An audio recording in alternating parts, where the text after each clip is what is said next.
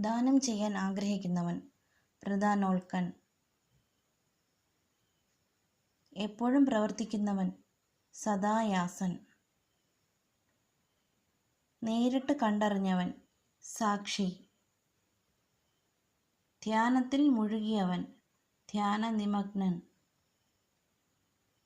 Greece ദേശത്തുള്ളവൻ, യവനൻ. നിഷേധിക്കാൻ ആവാത്തവൻ, അനിഷേധ്യൻ. മറ്റാരാലും തോൽപ്പിക്കാൻ കഴിയാത്തവൻ, അദൃശ്യൻ. 8 ദിക്കുകളെ പാലിക്കുന്നവർ, അഷ്ടദിക്പാലകർ. വീരസേനന്റെ പുത്രൻ, വൈരസേനി. ഒറ്റയ്ക്കാവുന്ന അവസ്ഥ, ഏകാകിത. പൗരുഷമില്ലാത്തവൻ, കാപുരുഷൻ. ആഴമുള്ള അവസ്ഥ, അഗാധത.